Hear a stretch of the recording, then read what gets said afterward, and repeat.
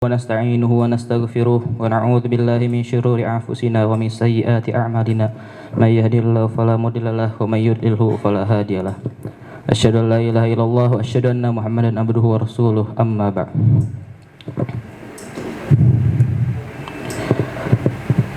Yang saya hormati Ustadz Suwanto LCMPD selaku Kepala Sekolah SMA IT Al-Qudwah. Yang saya hormati Doctor of Engineering Hadiah Warman SSI MSc selaku penanggung jawab Research Based Learning.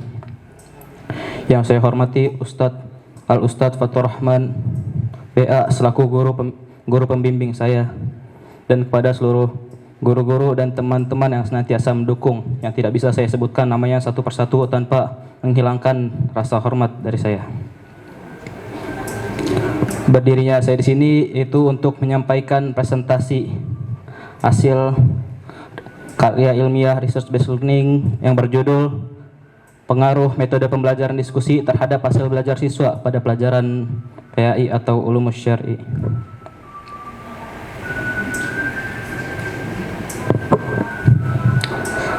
Yang mulai dari biodata. Nama saya Ahmad Fakir Robbani, lahir tepat tanggal lahir Depok 16 Agustus 2008. Bersekolah di pas kecil di PAUD Abi Umi, lalu lanjut ke SDIT Al-Hikmah, dilanjutkan dengan bersekolah di SMP IT atau di Ponpes Darul Quran An-Nairah, lanjut hingga sekarang itu di SMA IT Al-Qudwah Islam School.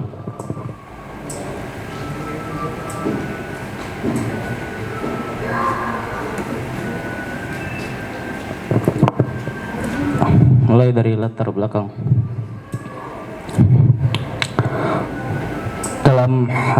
Dalam penelitian ini hal yang melatar belakangi saya sehingga ingin meliti terkait judul saya yaitu karena yang pertama, dalam konteks pendidikan formal, proses pembelajaran di sekolah menjadi kunci untuk mencapai tujuan pendidikan yang optimal.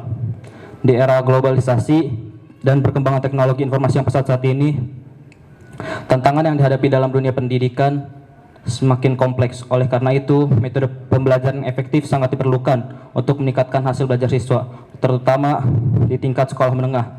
Salah satu metode yang dianggap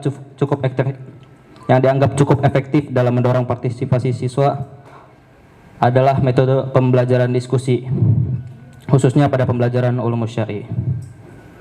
Faktor kedua yaitu latar belakangi karena faktor cita-cita saya yang ingin menjadi seorang guru.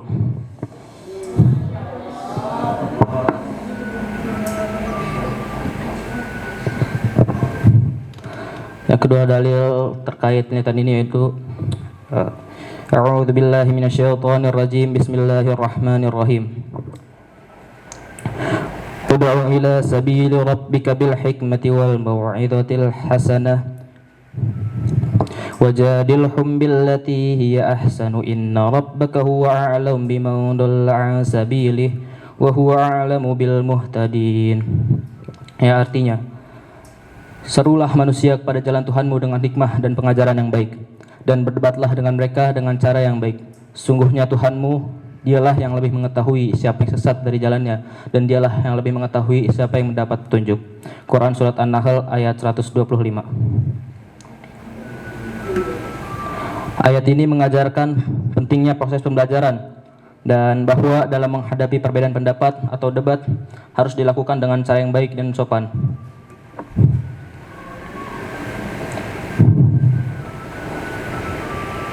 Dalam pendidikan ini berarti mendorong dialog yang konstruktif, menghargai perbedaan pendapat, dan mengajarkan cara berkomunikasi yang efektif dan penuh rasa hormat.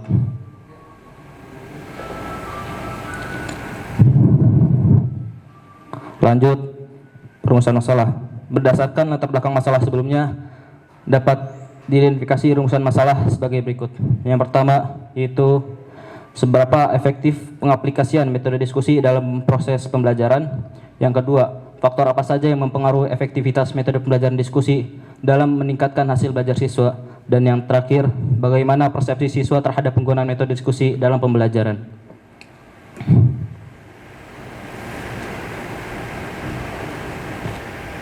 Tujuan penelitian.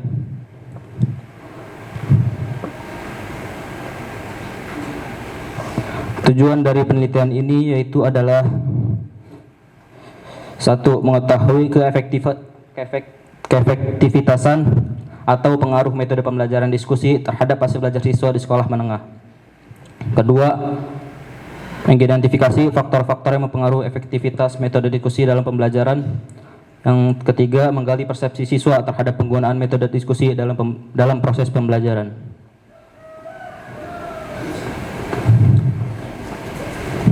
Kemudian manfaat penelitian. Manfaat yang pertama yaitu memberikan wawasan mengenai efektivitas metode pembelajaran diskusi sebagai alat untuk meningkatkan pemahaman siswa terhadap materi pembelajaran ulum syar'i. Kemudian memfasilitasi interaksi antar siswa sehingga mendorong mereka untuk lebih aktif bertanya dan berbagi pandangan. Yang kedua yaitu menjadi referensi bagi para pendidik dalam merancang kurikulum dan metode pengajaran yang lebih efektif. Dengan mengetahui pengaruh positif metode diskusi, guru dapat mengintegrasikan pendekatan ini dalam pembelajaran ulum syar'i untuk mencapai hasil yang lebih baik.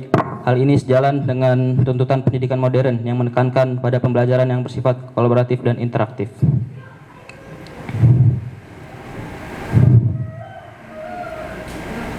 Lanjut, bab selanjutnya yaitu tinjauan pustaka. Metode pembelajaran. Dalam konteks pendidikan, metode pembelajaran merujuk kepada langkah atau cara-cara yang digunakan oleh pendidik atau guru untuk menyampaikan materi kepada peserta didik, serta teknik yang diterapkan untuk memfasilitasi pemahaman dan penerapan pengetahuan.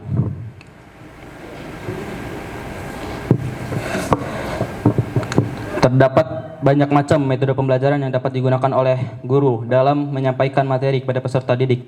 Di antaranya yaitu yang pertama, metode ceramah, kemudian metode demonstrasi, metode tanya jawab, metode diskusi, metode eksperimen, dan terakhir yaitu metode simulasi.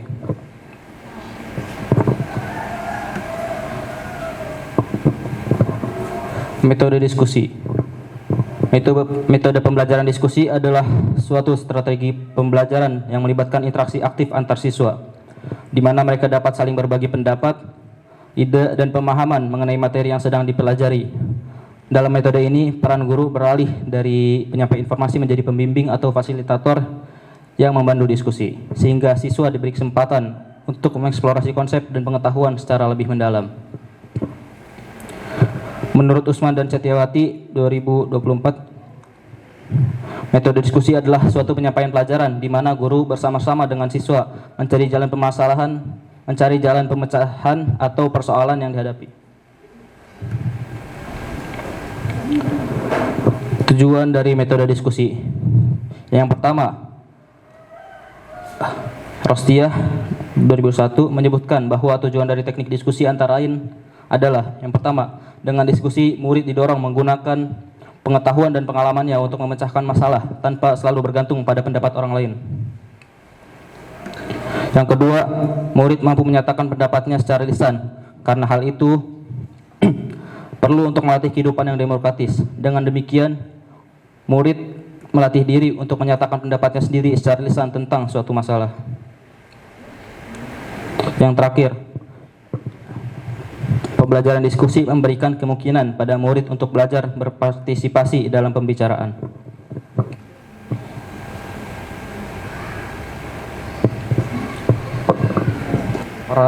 Peran guru dalam penerapan metode diskusi. Sutomo 1996 mengemukakan tugas guru dalam menerapkan metode diskusi dalam pembelajaran adalah sebagai berikut. Yang pertama, menjelaskan kembali apa yang menjadi pokok permasalahan apabila ada gejala-gejala yang menyimpang dari pembahasan semula. Yang kedua, menyarankan gagasan-gagasan baru dalam melihat masalah yang sedang didiskusikan.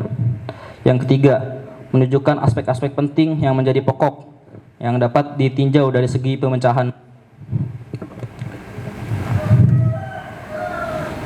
Yang keempat, merumuskan kembali pertanyaan seorang siswa dengan jalan memperluas pendapat memperjelas pendapat anak yang dapat dimengerti oleh peserta diskusi yang lain.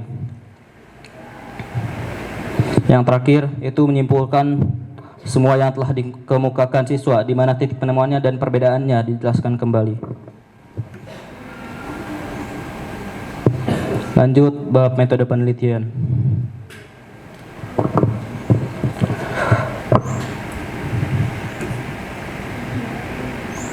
Metode penelitian yang digunakan yaitu adalah metode kuantitatif.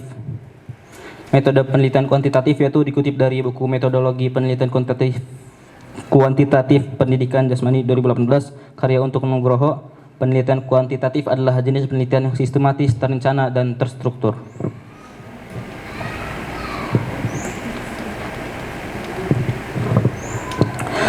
Kemudian teknik pengumpulan data. Teknik pengumpulan data yang digunakan adalah yang pertama yaitu studi literatur, kemudian observasi dan kuesioner. Studi literatur yaitu ditempuh dengan baca jurnal atau mencari dari buku referensi. Yang kedua observasi. Observasi yaitu menilai secara langsung guru yang mengajar dengan menggunakan metode pembelajaran diskusi. Yang terakhir kuesioner. Kuesioner merupakan data yang didapatkan dari siswa yang menjadi objek pembelajaran metode diskusi. Alat-alat yang digunakan dalam penelitian ini yaitu pertama ada tentu laptop, yaitu kemudian kertas, juga alat tulis. Untuk bahan-bahan penelitian siapkan yaitu adalah yang pertama materi kuesioner dan yang kedua adalah instrumen penelitian, yaitu untuk digunakan pada penelitian observasi, dan sedangkan tadi materi kuesioner digunakan untuk diberikan kepada santri setelah penelitian observasi berlangsung. Hasil penelitian. Gambar ini merupakan yaitu foto yang diambil selama proses pembelajaran dengan metode diskusi berlangsung. Dapat lihat bahwa murid-murid saling berdiskusi satu sama lain dan mengungkapkan pendapatnya.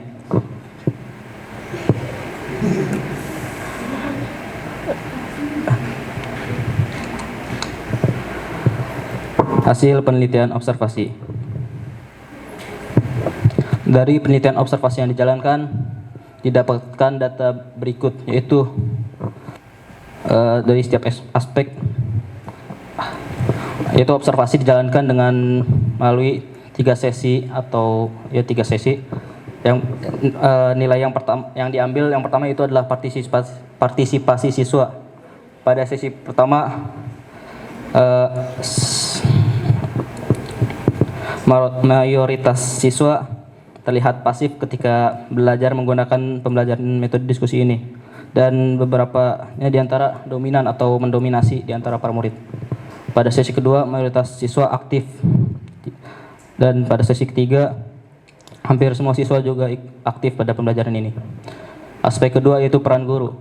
Pada sesi pertama peran guru lebih dominan menjadi penyampai materi. Barulah pada sesi kedua dan sesi tiga guru berperan menjadi fasilitator, sebagaimana seharusnya peran guru yang disebutkan dalam sebelumnya itu pada pembelajaran metode diskusi ini.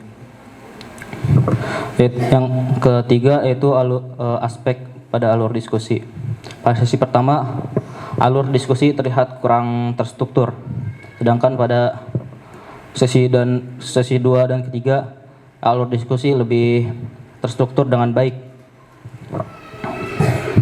Yang terakhir itu aspek dinamika dan suasana kelas.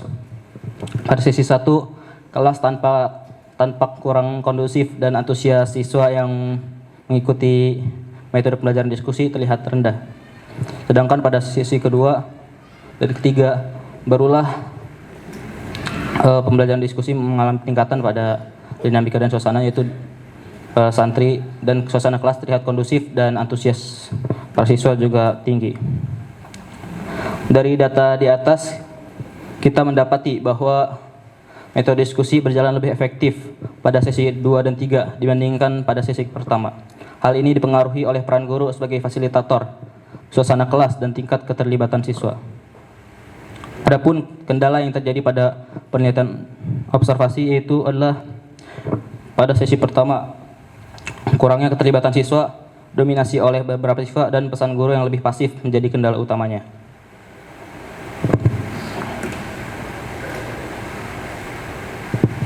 Lanjut pada hasil penelitian kuesioner. Pada tabel di sini diperlihatkan itu tabel statistik pemahaman siswa. Itu jawaban siswa yang diberikan kuesioner yang telah dibagikan secara menyeluruh pada siswa yang telah menjalani penelitian pembelajaran metode diskusi. Dapat kita perhatikan bersama yaitu bahwa sebagian besar siswa merasa bahwa tingkat pemahaman mereka terhadap materi meningkat setelah menggunakan metode diskusi, dengan tanggapan terbanyak menyebut paham dan sangat paham.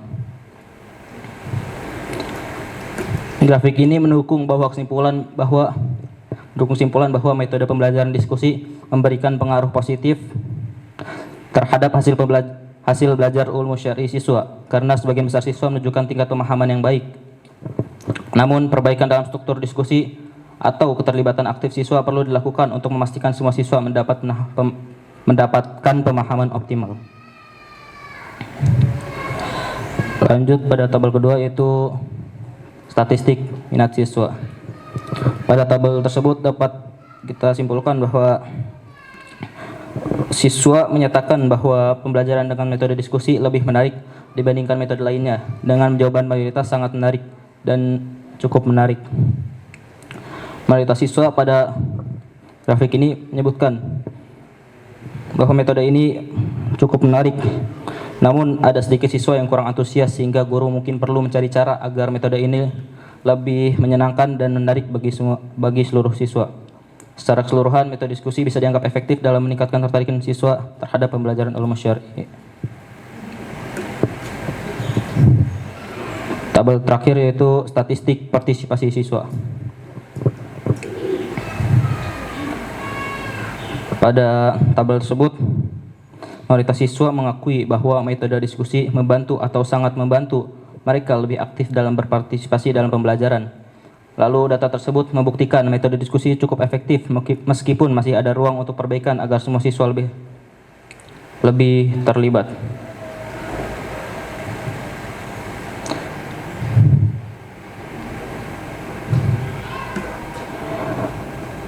Secara umum dari tabel-tabel tersebut, mayoritas siswa menunjukkan bahwa metode diskusi ini memiliki potensi besar untuk meningkatkan partisipasi siswa dan sebagainya di kelas. Guru bisa terus mengembangkan metode ini agar lebih efektif lagi dan bisa melibatkan semua siswa secara maksimal.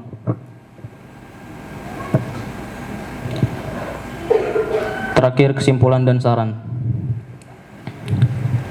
Kesimpulan. Berdasarkan hasil penelitian pengaruh metode pembelajaran diskusi terhadap hasil belajar PAI siswa, dapat disimpulkan bahwa metode diskusi memiliki pengaruh positif terhadap peningkatan hasil belajar siswa. Penerapan metode ini mendorong keterlibatan aktif siswa dalam proses pembelajaran yang terlihat dari peningkatan partisipasi, interaksi, dan pemahaman materi. Peran guru sebagai fasilitator sangat menentukan efektivitas diskusi, di mana bimbingan yang lebih terstruktur dan terarah mampu menciptakan suasana belajar yang kondusif dan produktif. Hal ini juga membantu siswa mengembangkan keterampilan berpikir kritis, komunikasi, dan kerjasama kelompok. Lanjut ke saran. Dalam pembelajaran, guru perlu mempertimbangkan kelebihan dan keterbatasan metode diskusi. Metode ini efektif untuk meningkatkan keterlibatan siswa, berpikir kritis, dan komunikasi, tetapi memerlukan manajemen waktu dan bimbingan guru agar semua siswa terlibat. Namun untuk hasil yang lebih optimal, metode diskusi sebaiknya dipadukan dengan metode pembelajaran lain.